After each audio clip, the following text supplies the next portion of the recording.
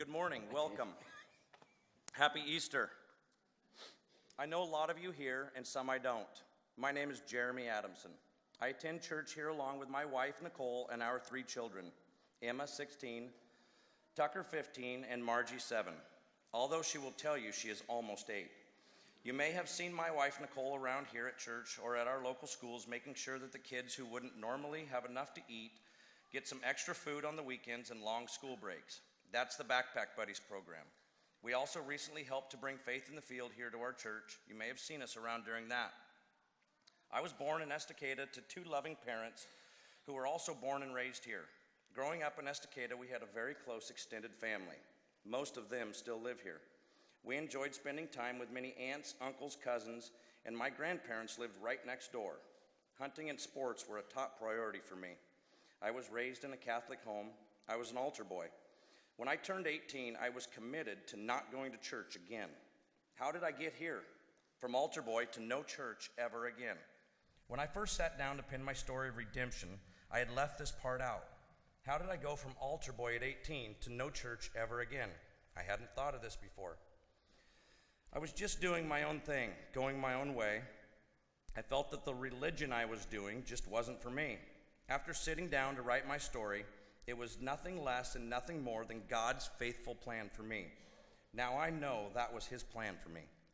When I was 22, I married Tiffany, my high school sweetheart. We were married for about 5 years before we decided to have our first child. We had our son Tucker. I was almost finished with my lineman apprenticeship. We had it all. 5 months after having our son, my wife was diagnosed with stage 4 breast cancer. She was 28. We were told she had 6 months to a year to live. With multiple rounds of chemotherapy and radiation and 12 surgeries, she managed to survive for 5.5 more years. In all of this time together, God and Jesus were never a part of our lives. I had lots of material things. They never made me feel whole. I had a fear of dying. That led to emptiness. I had always believed in God, but never asked Jesus into my heart. I thought that if I was a good person, worked hard, and loved my family, everything would be okay, and I too could go to heaven. I would pray only if I needed something or needed out of something. Tiffany passed away, and you talk about feeling empty and lonely. I was there. I had put all of my faith and hope into her and the life we had built together. In the weeks and days leading up to Tiffany dying, and the days and weeks after, people would try and comfort Tucker by telling him, "It's okay, your mom's in heaven now." Tucker was now 6 and had never been taught what heaven was. That hit me hard. Every time someone would tell him about heaven, I could feel something tugging at me. Looking back, there were other times of tugging. I just completely ignored it. I was tough and strong through Tiffany's cancer. I had to be her rock, her strength. I, of course, didn't know it at the time, but God was breaking me piece by piece so I would someday accept him and Jesus for who they really are. I was lost. I was managing with Tucker, but didn't know where to go. I kept telling myself I needed to take Tucker to church. I even prayed for God's help in all of this. In walks Nicole, into the pizza parlor, that is. That is where we met for the first time. We talked for quite a while in the restaurant about all sorts of things. I told her a little about my life, but not everything, not yet. A few days later, we talked again, and she asked me to go to church with her on Sunday. I decided to go. After all, I had been thinking I needed to get Tucker into a church. He needed to be taught about heaven. I thought I was doing it for him. Sunday came, and we met Nicole and Emma there. I remember walking in, and there were signs everywhere on the stage. Stop signs, wrong way signs, do not enter signs, street signs. Literally street signs. You see, our church was held at Clackamas Community College in the theater auditorium, and the church stage was all set for the next play. So literally, there were about 30 street signs up there behind Pastor John. It was about 45 minutes later when it felt like Pastor John hit me with a 2x4 right across the forehead. Those signs were put there in that church that day just for me. His sermon that day was meant just for me. It felt like he was speaking to only me that day. All of those signs God had been putting before me the last 17 years. 17 is the number of years I hadn't stepped in a church except for a wedding or a funeral. What if I had paid attention to or picked up on one of those signs along the way? Well, it didn't matter now because there was no going back and redoing it. God brought me here to this church for a purpose. That day I decided I had to commit my life to Jesus. I remember sobbing in there for about 15 minutes straight. It hit me. I needed Jesus. That was it. Nothing more. Nicole is the one who physically asked me to church, but God sent her. He had been preparing me for this, breaking me, shaping me, and molding me along the way without me being any wiser. Nicole and I married. We started looking for a new place to live, a new house. Our plan was to move out into the Redland area just to be a little closer to Estacada, but not be immersed in it. God had a different plan, a faithful plan. Every time our realtor would show us a place, we would say we needed to pray about it. I wasn't used to praying much, but with Nicole's urging, I would go along with it. By this time, I had accepted and asked Jesus into my heart, but wasn't really comfortable with doing a lot of praying. I still hadn't seen a lot of results from people praying. I still wasn't sure if praying so much was for me, but it definitely was for Nicole, so I went along with it. We looked at a lot of places in Redland. We wanted to keep things comfortable for our family.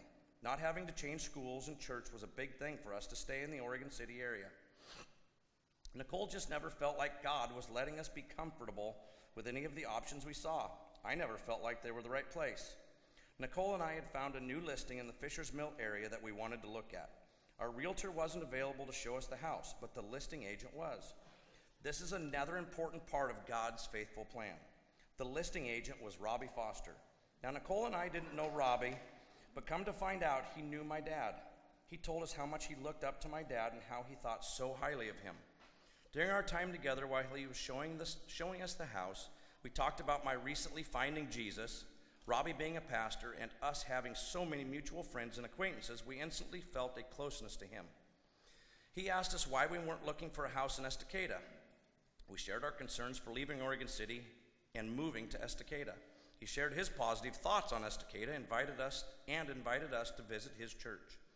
We left the meeting with Robbie and performed our normal ritual of praying about it and agreeing to give his church a try.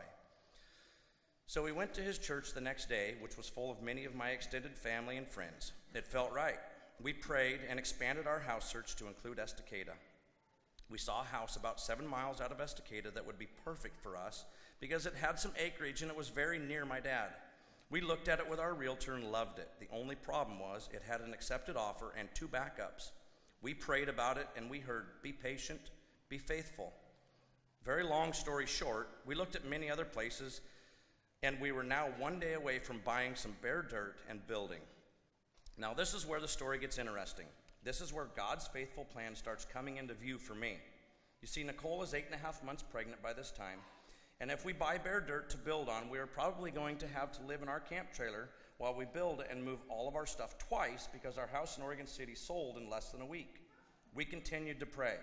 The night before we were to sign on the bare dirt, we received a call from our realtor telling us that the house that had the accepted offer and the 2 backup offers had all fallen through, and if we wanted to look at it again, we should move quickly. This call came on Friday night. We went and looked at it again. We wrote up an offer and presented it on a Saturday to the local bank who held the deed. They accepted our offer first thing Monday morning. We asked if we could rent back so we could move in, and they agreed. We were cleaning carpets and moved in by the end of the week, which again was all perfect timing because we had to be out of our house the next week.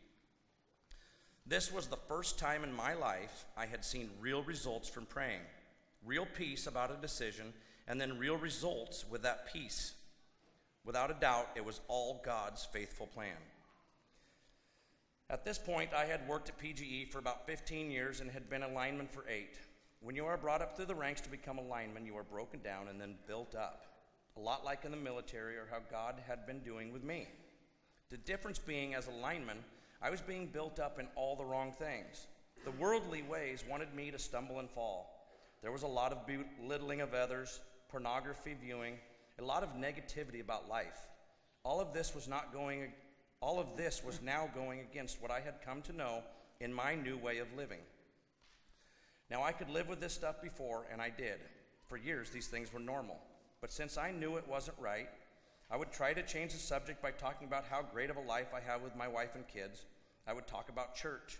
I would put Christian music on the radio. I would get caught up in their talk and go along with it sometimes. Then I would remember that I wanted to be different than I was before. Work for me was starting to change. I was struggling. It was starting to have an effect on my wife and kids. Before Jesus, it was no big deal. Now it was tearing me up, and the fallout was happening at home. So many temptations every day. I knew I needed to do something. I would talk to Nicole about it, and she would try to reassure me that God had me there for a reason, and in his time, he would show us where we were to go. She told me to pray about it. I would talk to Masami about it, and I would pray about it. I thought I needed to be a light in the darkness. I'll stop here and tell you not everyone at work was this way. There are a lot of really great, loving men that work there. A few of you here may know some of them. Great men for sure. At the time, I was new in my walk with Jesus, and for me to be successful in walking with him and not stumble as much, something drastic had to happen. In enters God and his faithful plan. About 2.5 years ago, my dad was diagnosed with a form of cancer most doctors had never seen before, let alone how to treat it. I was still working at PGE as a lineman, but felt lost. Without even trying, I would work about 300 hours of overtime a year. That included many evenings, all-nighters, and weeks away from home. All for what? So I could have more stuff? My dad getting sick was my second big wake-up call in life. Life on earth is short. I had the realization that I better be doing the stuff that matters. I was the father to my children and the husband to my wife, and I needed to be around more. I needed to be home if I was going to disciple my children and lead my wife. This realization felt like an epiphany, but really, it was God working his perfect and faithful plan.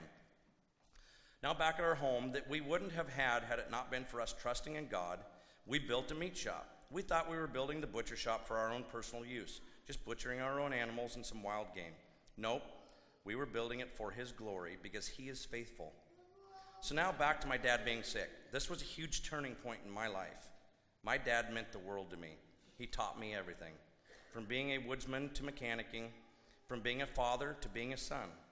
We did so much together, and since moving to Estacada, we were able to spend much more time with him. We were able to share with each other about our love for Jesus. If I was going to follow in his footsteps, I needed to be home more. After my dad died, and with a lot of thoughtful prayer, we decided we should open the butcher shop as a business. This step in life required the most faith I had ever given anything or anyone. I had worked at PGE for 21 years. It is what I knew. Yet again, God was faithful. We had prayed a lot, and I saw real results.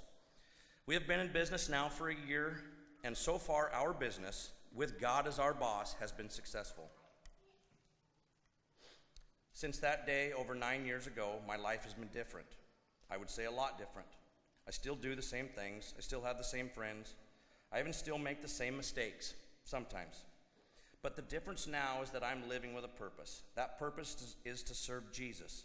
That fulfills me more than all of the other stuff I used to do combined that I thought was fulfilling me.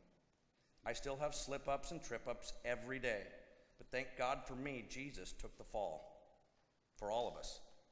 If you would take anything away from my redemption story, I would hope that you would see that God is faithful.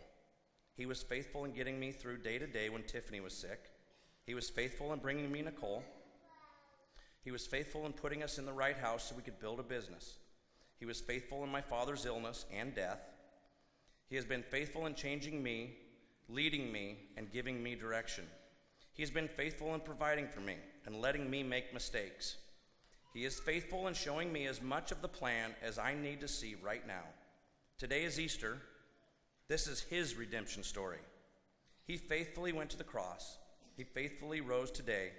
He has faithfully redeemed me. Thank you.